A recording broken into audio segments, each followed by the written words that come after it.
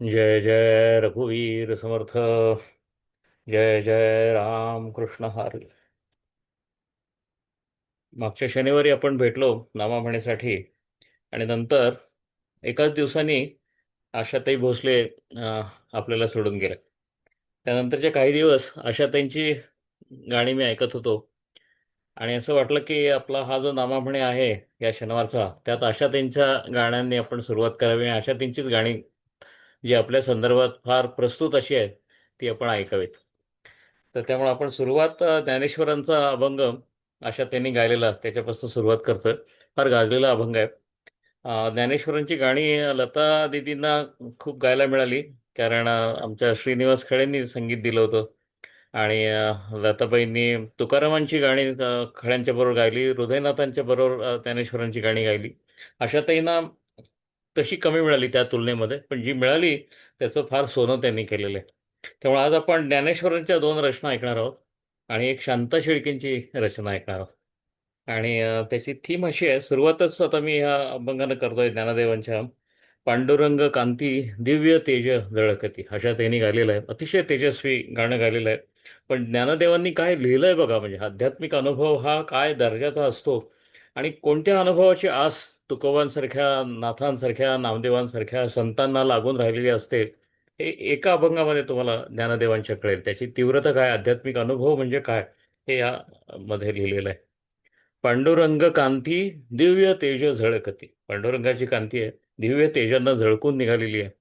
रत्नखिळ फाकती प्रभा. रत्नाची प्रभा आहे ती त्याच्या पांडुरंगाच्या मूर्तीतून बाहेर पडते आहे असं वाटतं. असं तेज आहे. काय बघा ज्ञानेश्वरांना कसं दिसतंय पांडुरंग बघा. अगणित लावण्य तेज पुंजाळले. अगणित लावण्य आहे. ह्या लावण्याची तुलना मोजदादच करता येणार नाही असं हे लावण्य आहे. न वर्णावे तेथीची शोभा. ह्या शोभेचं वर्णन करता येणार नाही असा हा पांडुरंग आहे. पण पांडुरंगाच्या वर्णनापाशी थांबत नाही हा अभंग. कसा पुढे अनुभवाकडे कसा जातो. कानडा हो विठ्ठलू करनाटक. आता कानडा ह्या शब्दाचा मराठीतला अर्थ कानडी असा केवळ नाही आहे. कानडीशी संबंधित आहे, पण कळायला अवघड.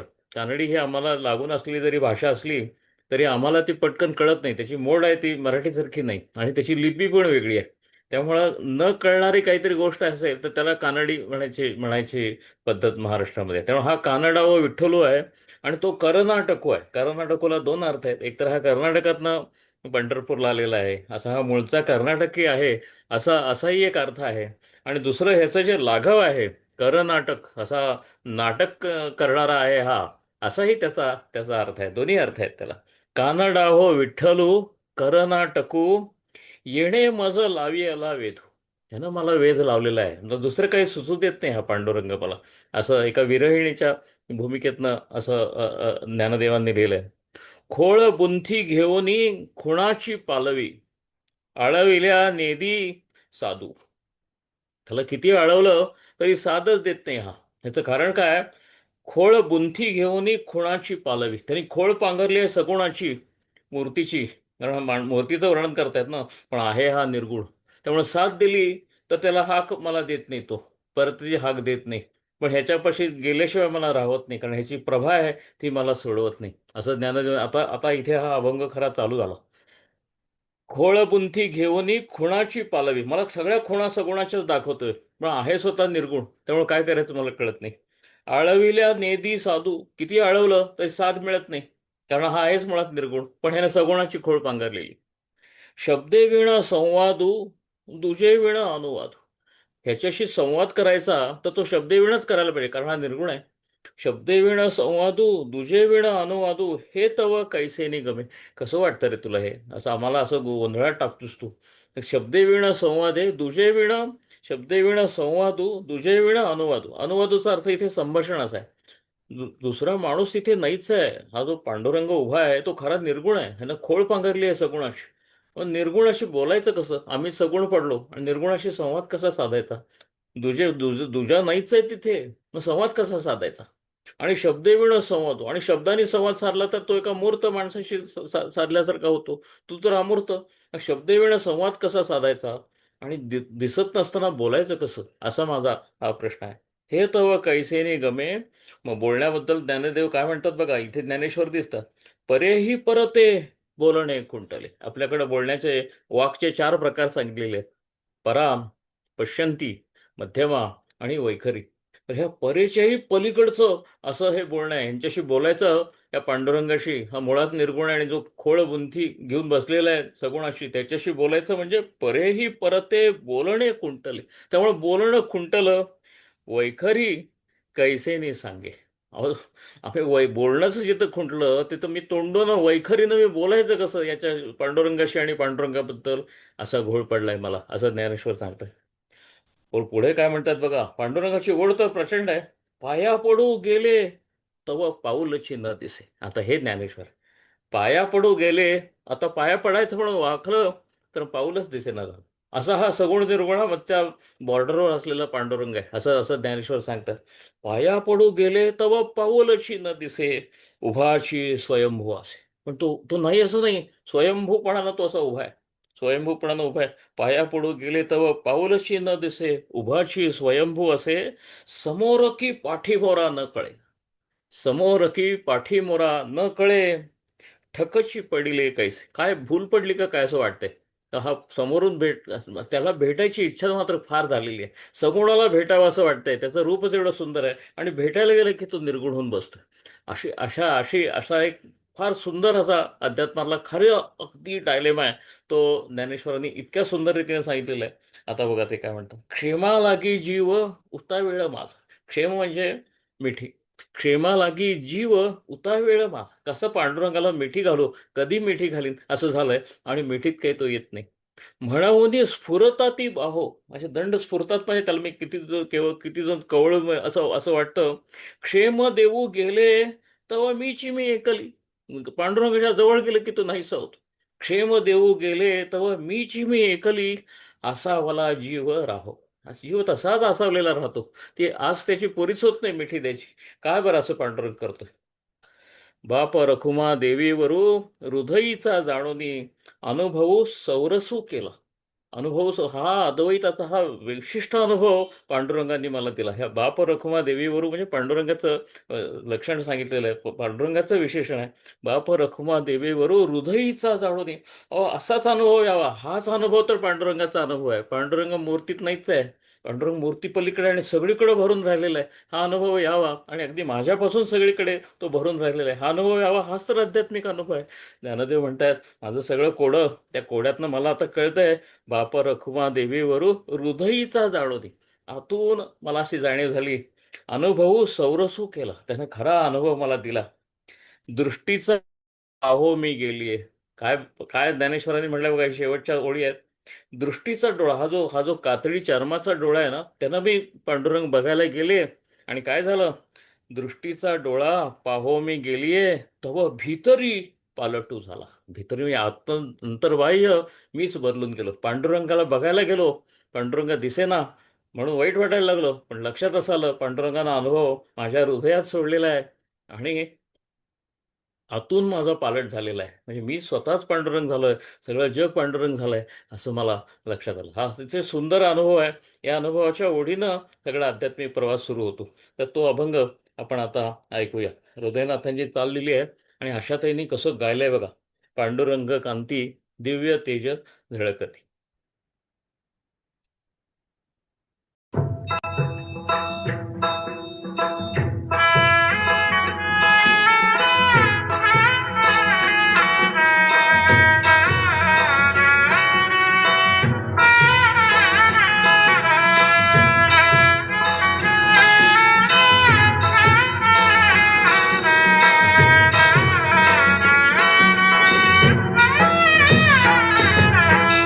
पांडुरंग कांती दिव्य तेज झळकती, रत्नकिळ फाकती प्रभा. पांडुरंग कांती दिव्य तेज झळकती, रत्नकिळ फाकती प्रभा. अगणित लावण्य तेज पुंजाळले, नवर्णवे तेथीची शोभा. कानडाव विठ्ठलू कर नाटकू, कानडाव विठ्ठलू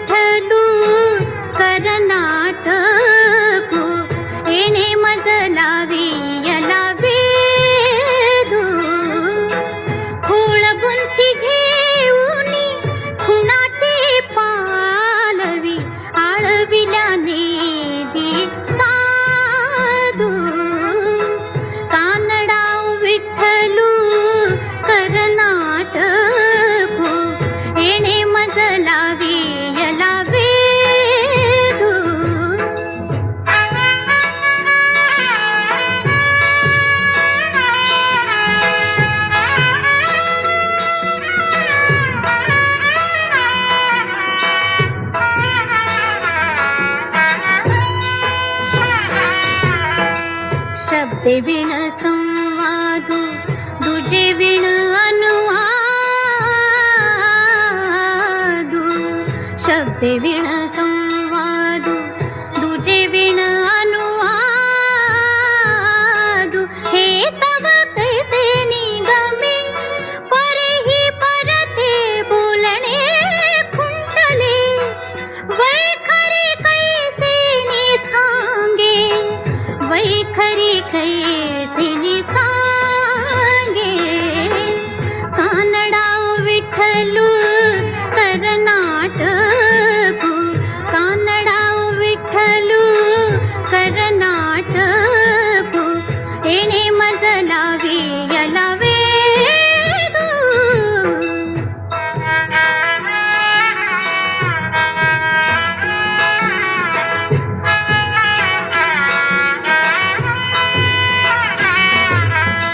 पाया पडू गेले तव पाऊल चिन दिसे पाया पडू गेले तव पाऊल चिन दिसे उभाची स्वयंभू असे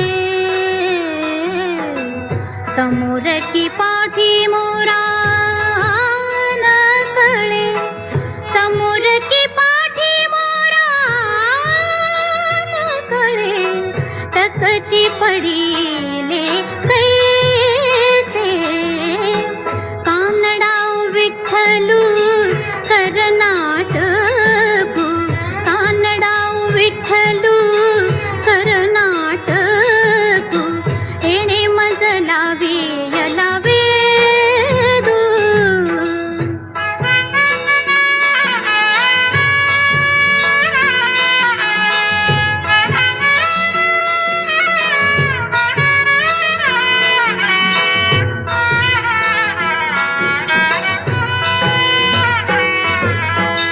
क्षेम लागी जीव होता वेळ माझा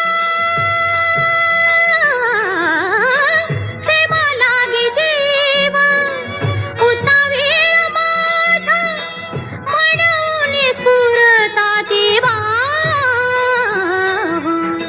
क्षेम देव गेले तव मीची मेकली क्षेम देव गेले तव मीची मेकली आसावला जीव राव कानडा विठ्ठलू कर्नाटक कानडा विठ्ठलू कर्नाटक एणे मजलावी यलावे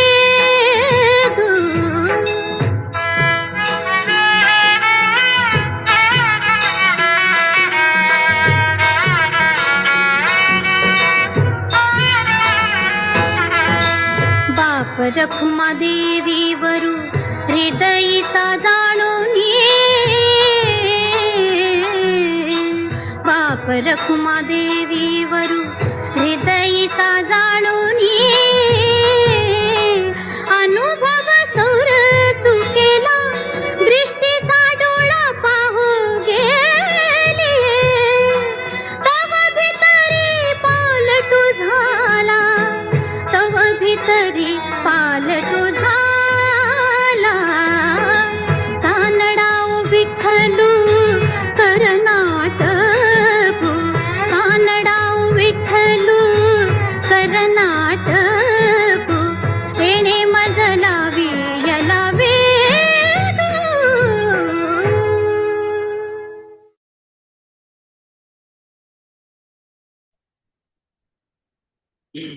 अतिशय खरं सुंदर. हां, असं गाण्यानंतर बोलणं अवघड आहे, पण आपण बोलणार आहोत. कारण अशा त्यांची अजून 2 गाणी आपण ऐकणार आहोत. आता हा अनुभव सांगितला आहे ज्ञानदेवांनी आणि ज्ञानदेव हे फार वेगळंच घटित आहे. तुम्हाला सांगतो, हे अध्यात्माचं मराठी मातीमध्ये जन्माला आलेली काही तर शिवाजी महाराजांच्यासारखे काही चमत्कार आहेत. त्या चमत्कारांमध्येच ज्ञानदेव आहेत. कारण ह्यांचं आयुष्य संघर्षामध्ये, संघर्ष म्हणजे त्यांना जाणवलंच नसणार संघर्ष, पण परिस्थितीनं लादलेलं सगळी कटुता घेऊन सुद्धा ज्ञान आणि ज्ञानाच्या जोडीला करुणा आणि त्याच्या जोडीला अनुभव, त्याच्या जोडीला भक्ती आणि प्रचंड कार्य, त्यामुळं ज्ञानदेवांच्या अभंगांमध्ये तुम्हाला असा संशय कुठे दिसत नाही, स्वतःशी संघर्ष दिसत नाही. 3-4 वर्षाच्या असतानाच उपनिषदाची संथा यांच्या वडिलांनी विठ्ठलपंतांनी यांना दिली. विठ्ठलपंतांचं गमन आहे ते झालंय केव्हा, तर यांच्या मुंजीच्या वेळी झालं. म्हणजे 6-7 वर्षाची जेव्हा मुलं होती, निवृत्तीनाथ जेव्हा 7-8 वर्षाचे होते, तेव्हाचा प्रश्न आहे. पण ती पहिली 8 वर्षाची आहेत, ती ह्यांनी वायाच घालवली नाही त्या कुटुंबात. आणि विठ्ठलपंत सारखे सगळ्यात मोठं जे ज्ञान आहे वेदांचं आणि वेदांताचं, ते स्मृतींचं, ते सगळं आपल्या मुलांना, ह्या थोरल्या 2 मुलांना देत आहे. त्यामुळे ह्या मुलांनी कोवळ्या वयातच त्यावर विचार करून 16व्या वर्षी ज्ञानेश्वरी आणि 21व्या वर्षी समाधी, हे हे शक्यच नसलेल्या गोष्टी यांनी करून दाखवली. त्यामुळे हा अनुभव जो आहे ना, हा हा हा ज्ञानदेवांचा स्वतःचा अनुभव आहे. त्यामध्ये घोळाला कसलं वावच नाही. म्हणजे ह्यामध्ये ते कसली खंत व्यक्त करत नाहीत. एक गूढ असा तुम्हाला अनुभव तुम्हाला सांगतायत की सगुणाचं दर्शन असं असतं बघा, की तुम्ही घ्यायला जाता आणि मिळतच नाही, पण वाटून घ्यायचं नाही, कारण दुसरं त्याला कम्पेन्सेटिंग मोठं दर्शन तुम्हाला स्वतःच्या आत भीतरी होत असतं, असं ज्ञानदेव सांगतात.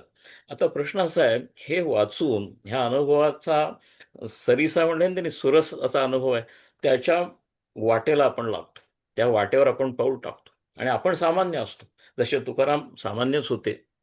आणि ते लागल्यानंतर संसार मागं पडतो, सगळे विषय मागं पडतात आणि तरी पांडुरंग भेटत नाही. अध्यात्माच्या परिभाषेमध्ये त्याला डार्क नाईट ऑफ सोल असं म्हणतात, म्हणजे आत्म्याची काळोखी रात्र असा त्याचा उल्लेख करतात.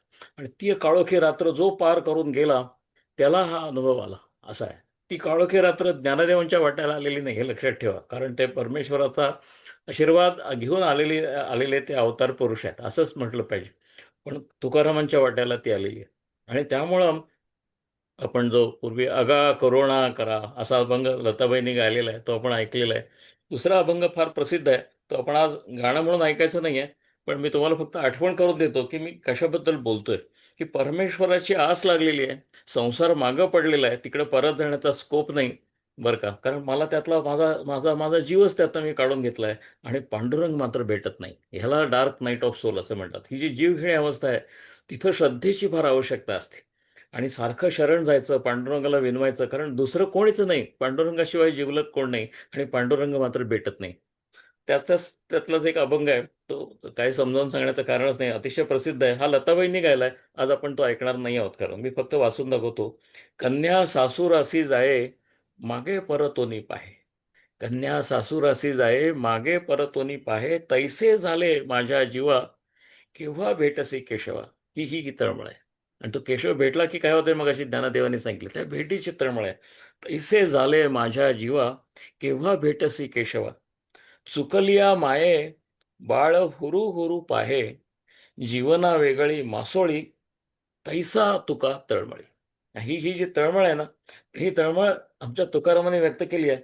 पण सगळ्यांना मार्गदर्शक व्हावं म्हणून ज्ञानदेवांनी सुद्धा या पद्धतीचे अभंग लिहिलेले आहे. अनुभव जरी त्यांचा अद्वैताचा असला, सगुणात निर्गुण बघण्याचा, निर्गुणातला सगुण करण्याचा अनुभव असला, तरी ही अवस्था काय आहे ती त्यांनी अभंग करता म्हणून काही अभंगांमध्ये व्यक्त केलेली आहे. त्यातला एक अभंग आशाताईंनी गायलेला आहे. तो अभंग आता आपण ऐकणार आहोत. ऐकण्याच्या पूर्वी मी त्याचं टेक्स्ट थोडंसं त्याचं मॉडिफिकेशन हृदयनाथांनी केलेलं आहे. तो मी टेक्स्ट वाचून दाखवतो. अतिशय प्रसिद्ध अभंग आहे. दिन तैसी रजनी झाली गे माय. रात्री झोप नाही हो, रात्रीचा दिवस होऊन गेला त्या पांडुरंगाची वाट बघायचं म्हणून. म्हणून म्हणता येते, दिन तैसे रजनी झाली गे माये. पडिले दूर देसी. पडिले दूर देसी, मज आठवे मानसी. सगळं मला आठवतंय, आणि पांडुरंगा तुझी मात्र भेट होत नाही. पडिले दूर देसी, मज आठवे मानसी. नको नको हा वियोग, कष्ट होता ती जीवासी. असं ज्ञानदेवांनी लिहिलेला अभंग. अवस्था लावून गेला, अजून का न ये. अवस्था लावून गेला म्हणजे ही सगळी आवड, पांडुरंगातला भेटायची आवड निर्माण झाली, आणि पांडुरंग मात्र भेटत नाही. अवस्था लावून गेला, अजून का न ये. गरुड वाहना गुणगंभीरा, नारायणाचं वर्णन आहे. गरुड वाहना गुणगंभीरा म्हणजे अतिशय डीप असा गुणांचा संचय असलेला असा हा नारायण आहे. गरुड वाहना गुणगंभीरा, येई गा दातारा. बाप रखुमा देवीवरा, श्री विठ्ठला. असा अतिशय सोपा अभंग आहे, वाट बघणारा पांडुरंगाची. आणि ह्याला पण चाल हृदयनाथाने लावली आहे. आणि आशाताईंनी काय तीव्रपणानं वाट बघणं व्यक्त केलंय ते बघा या अभंगामध्ये. दिन तैसी रजनी झाली गे माये.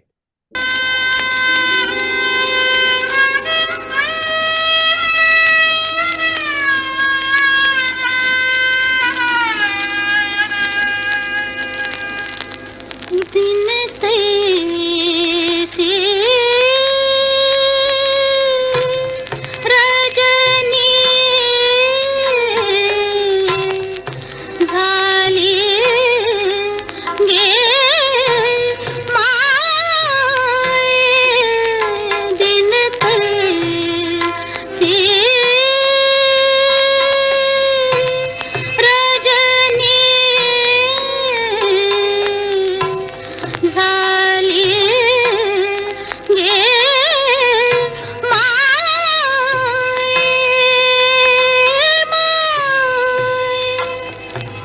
हे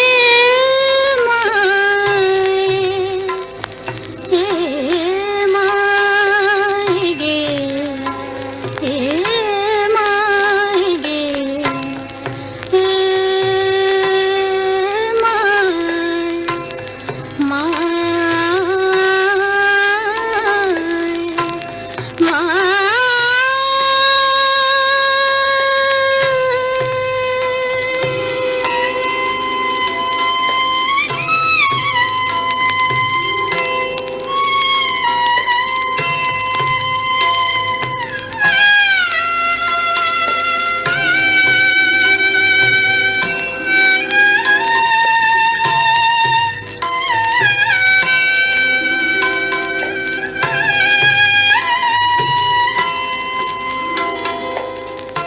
पडले दूर देसे मज आठवे मानसी.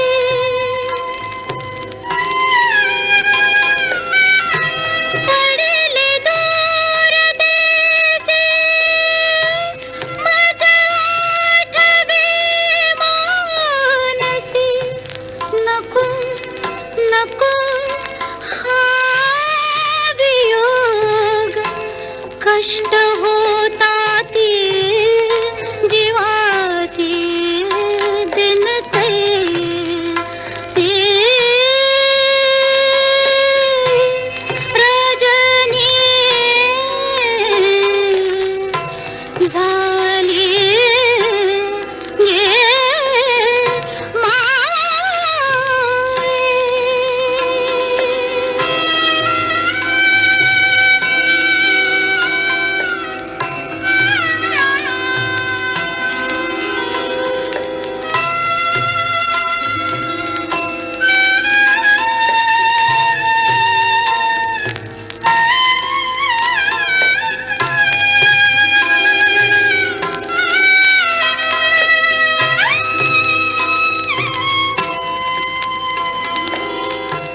अवस्था लावून गेला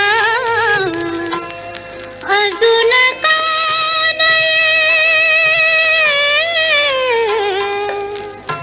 अवस्था लावून गेला अजून का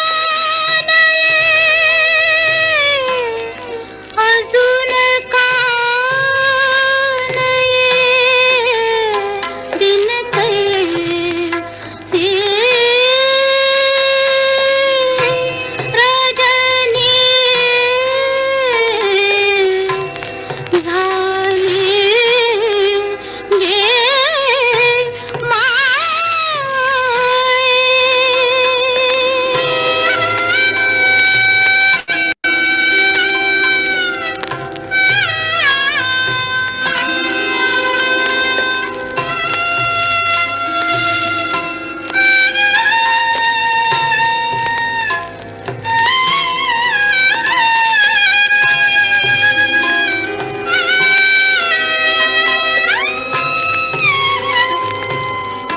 गरुड वाहना गुण गंभीरा ये गाधा तारा.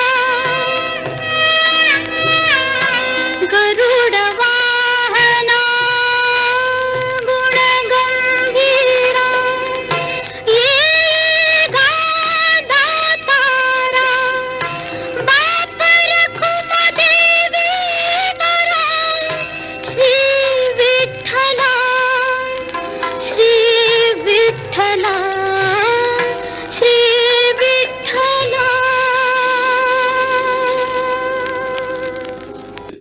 ती तीव्रता बघा एक्सप्रेशन वरली काय आहे.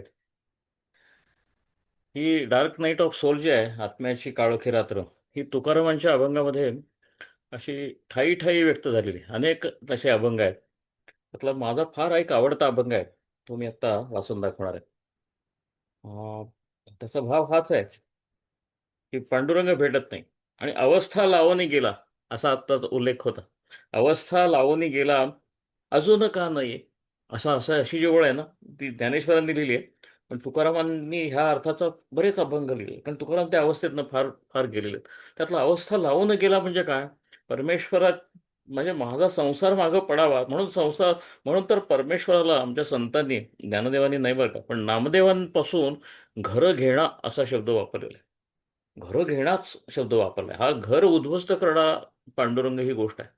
माझा सगळा अहंकार उद्ध्वस्त करतो, माझी जवळची माणसं माझ्यापासून बाजूला नेतो, संसाराची विषयांची आवड माझ्यापासून काढून घेतो, ह्या जगातला इंटरेस्टच संपून टाकतो. आणि तो स्वतः भेटतो की नाही मग, आणि गुरु म्हणून मला विषयांपासून बाजूला नेतो, मला पांडुरंगामध्येच रस निर्माण करतो, आणि पांडुरंग म्हणून मात्र तो दिसेनासं होतो. ही जी अवस्था आहे, त्या अवस्थेला हीच खरी तपाची अवस्था आहे, म्हणजे ह्यालाच डार्क नाईट ऑफ सोल असं म्हणतात. तुकारामांनी किती सुंदर व्यक्त केले बघा या अभंगामध्ये. ओस झाल्या दिशा, दिशा ओस झाल्या, ओस झाल्या दिशा, मज भिंगुळवाणे, हा फार खार तुकारामांचा शब्द आहे. भिंगुळवाणे म्हणजे असं चक्कर आल्यासारखं, काय दिसेच ना, असं झालं, काय क्लॅरिटी नाही असं झालं. ओस झाल्या दिशा, मज भिंगुळवाणे, जीवलग नेणे माझं कोणी, माझं कोणी जीवलगच उरलं नाही.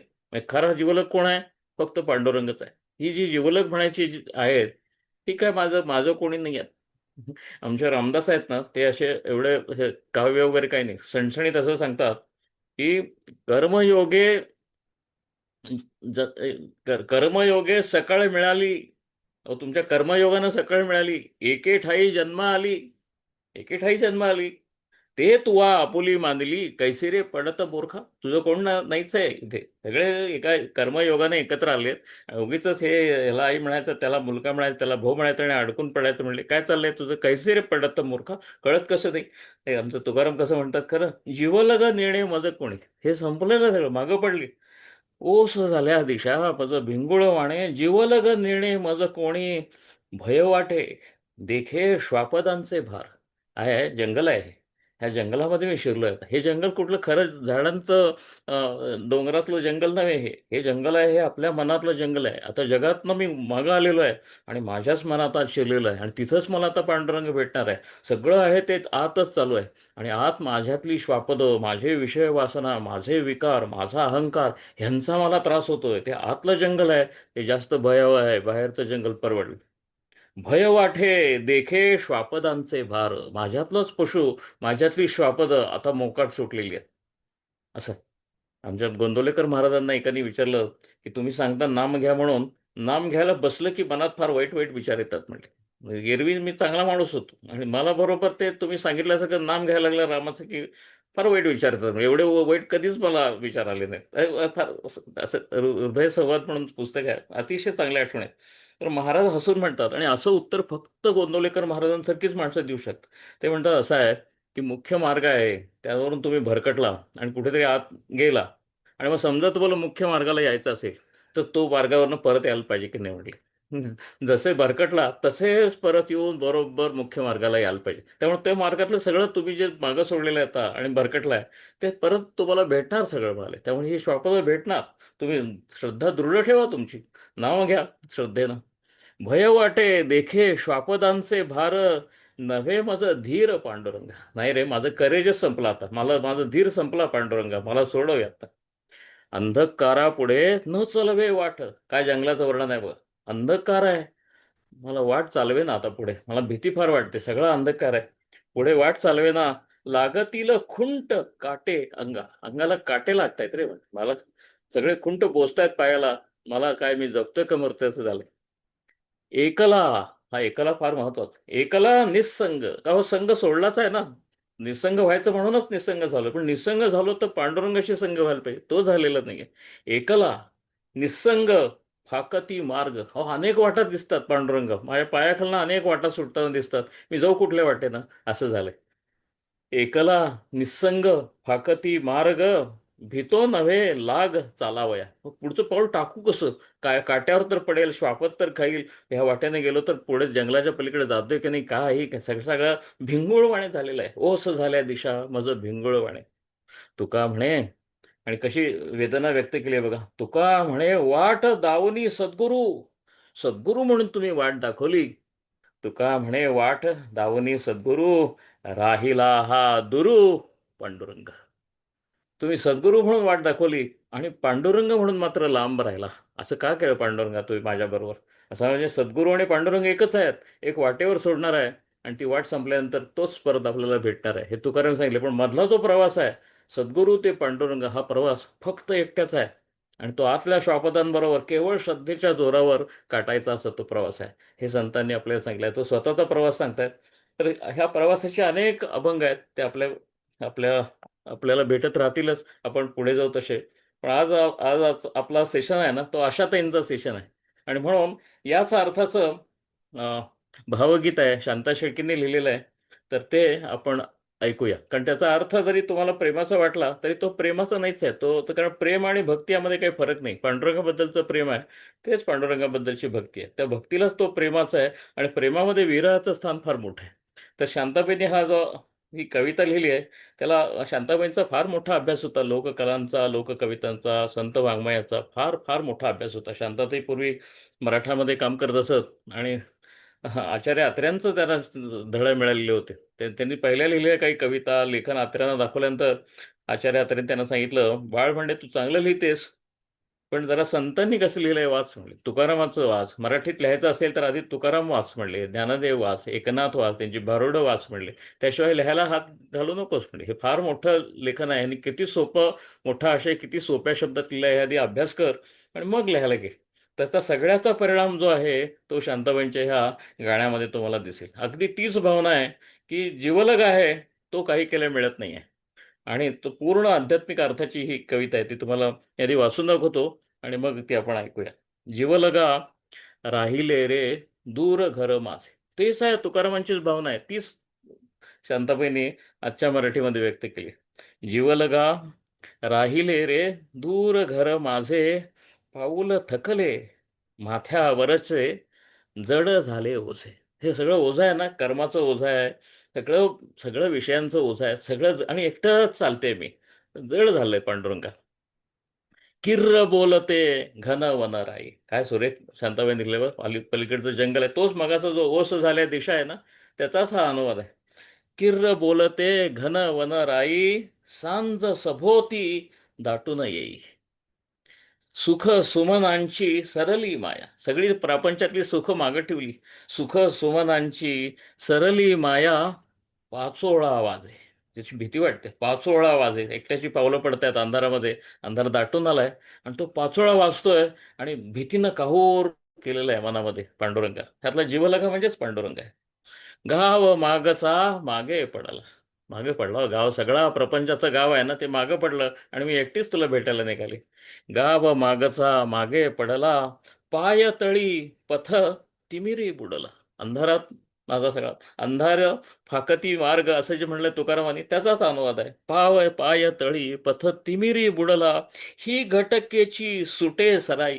काय असतं, वाटसरूंच्यासाठी थोड्या सराया ठेवलेल्या असतात, पाणपोई असते, पण त्याचा काय फार आश्रय मिळत नाही. एखाद्या रात्रीपुरता मुक्काम केला की पुढे चालायला पाहिजे. त्यामुळे ही घटकेची सुटे सराई, मिटले दरवाजे. त्या सराईचे दरवाजे पण आता मिटलेले आहेत. ती आता मला परत आत घेणार नाही. मला एकटीनंच पुढे चालायला पाहिजे. निराधार मी, मी वनवासी. मी वनवासी आहे, वनातनं चालले आहे. निराधार आहे, कुणाचा आधार नाही, काय नाही. निराधार मी, मी वनवासी. आणि मग कसा अर्थता कशी आहे बघा. घेशील केव्हा माझा हृदयासी. हे पांडुरंगालाच म्हणते की मला तू हृदयाशी कधी घेणार. निराधार मी, मी वनवासी, घेशील केव्हा मज हृदयासी, तूच एकला नाथ अनाथा. हे सरळ पांडुरंगाला उद्देशून लिहिलेली कविता आहे. तूच एकला नाथ अनाथा, महिमा तव गाजे. तुझा अनाथांचा नाथ हाच तुझा महिमा आहे पांडुरंगा. मला कधी भेटणार आणि मी सनाथ कधी होणार. असं अशा ओळीनं ही कविता संपवलेली. याची चाल पण हृदयनाथांनीच दिली आहे. आणि आशाताईंनी काय तीव्रतेनं ते गायलंय बघा. जीवलगा.